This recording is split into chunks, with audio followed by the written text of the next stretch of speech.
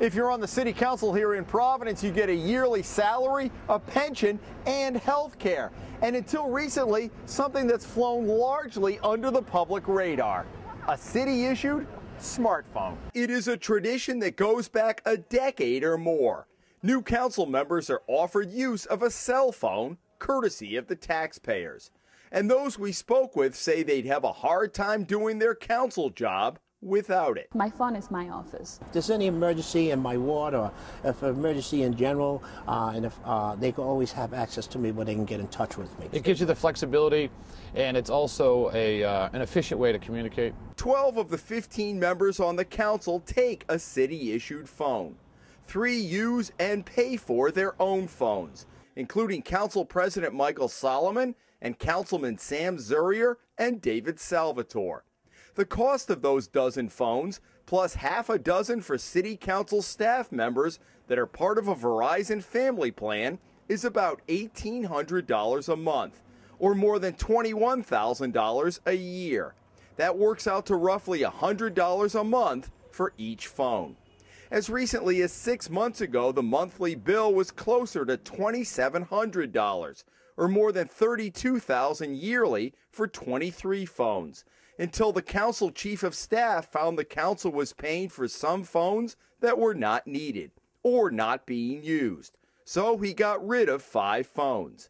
City Council President Michael Solomon was elected in 2006. They told me that I'd have a cell phone made available to me, and at the time I didn't think I needed one. With my business, and I have a plan that has plenty of minutes on it, so I decided not to take the cell phone. But Solomon doesn't begrudge his fellow members using the city-issued phones, saying it's a sign of the times. I think the council members put a lot of time in it, and some of them, that's their bloodline to their constituents. I mean, they spend a lot of time on those phones, and you know, this job is tough as it is, so obviously any tools you can give to make the job a little bit easier, you try to help out. The Hummel report contacted every member of the council and found that all but Councilman Terry Hassett have their own personal phones as well.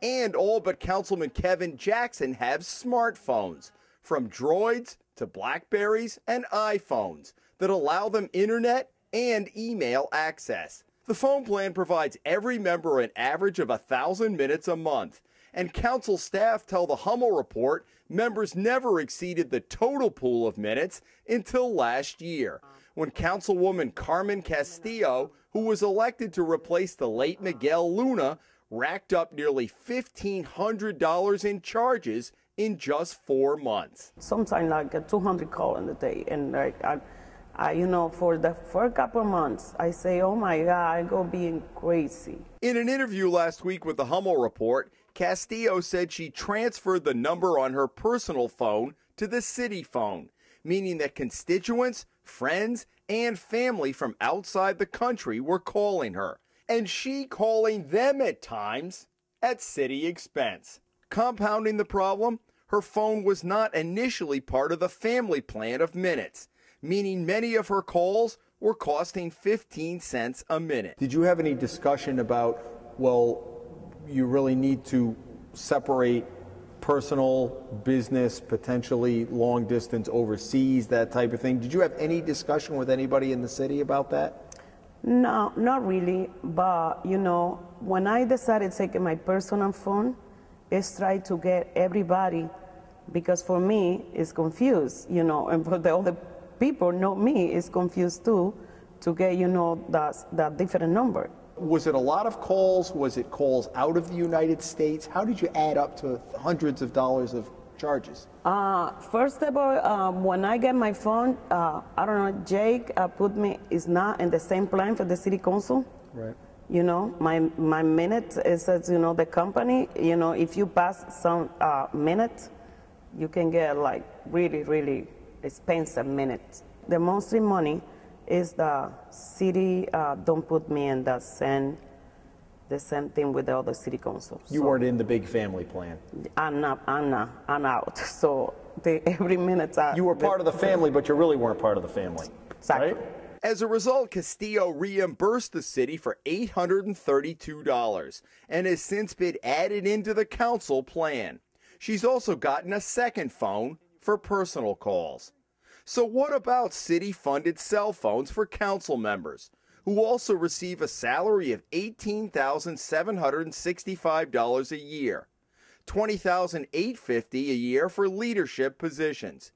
Every member also takes advantage of a city health plan, and many are enrolled in the pension plan. We're in tough budget times. We've got to cut back on a lot of things. Is this something, is it a luxury? Is it a tool you actually need? I think obviously it's a tool you need. You wouldn't ask a carpenter to go build a house and not give him a hammer. So I think it's just one of the tools that the council members use to keep in touch with their constituents. Councilman Wilbur Jennings is in his first term and puts his cell number on his council business card. Should the council be doing this when we're in such tough budget times? And what would your answer to that be? Well, I'll tell you what, I would tell them, look, we're doing this for you. We're doing this for the people out here. We're doing it for the taxpayers. It ain't about doing anything personal for me, for my wife, or my brother, my sister, son or daughter. We're doing it for the taxpayers, and that's what it really comes down to. Councilman Terry Hassett said Providence has a $600+ million annual budget. What would you say to the person who said, well, why does the city councilman need a cell phone paid for by the taxpayers? It could be the mayor calling me. I'm calling the mayor. It could be calling a department director, a fellow council member at lunchtime, what about this? How about if we do this? How about an amendment? So you have these kind of quick calls a lot of times, quick calls, but a lot of them get in depth. You have in-depth discussions, philosophical, where do you stand on this, that kind of thing. And it's instrumental. It's a great instrument to have as a councilman. And first-term councilwoman Sabina Matos said the majority of council members don't have offices at City Hall or voicemail. But what about the critic who would say, in these really tight times, other councils don't do it? Is this something that they really need? How do you respond to that? I believe we do need it. As I told you, that's the way how we communicate with constituents. And as long as we're using it the right way, as long as we have a plan that doesn't allow for abuse, I think we do need the cell phone. If we didn't have the cell phone, then we should have a voicemail system set up in the city that we can check. Solomon says the Castillo issue has resulted in his office taking a closer look at the phone plan and the expenses. They're not to make personal phone calls on the cell phones, and if they do, they're going to have to reimburse the city for those personal phone calls. So everybody's aware that that cell phone is used strictly for city purpose. Now, do we go and monitor every single phone call? We don't do that. Do you ever see the bill? No, but now, as a result of, just actually focusing on this, it's not a bad thing. It's a good thing. You're using tax dollars to do it. That I'd like to see what the bill is. How do we fix it going forward? Or has it been fixed in your mind? Yeah, I'm the taxpayer too. Because I'm the working person and I need to pay my tax for my car, for my house, for every money that I make. So I'm the taxpayer, so I don't want to abuse the taxpayers. In Providence, Jim Hummel for the Hummel Report.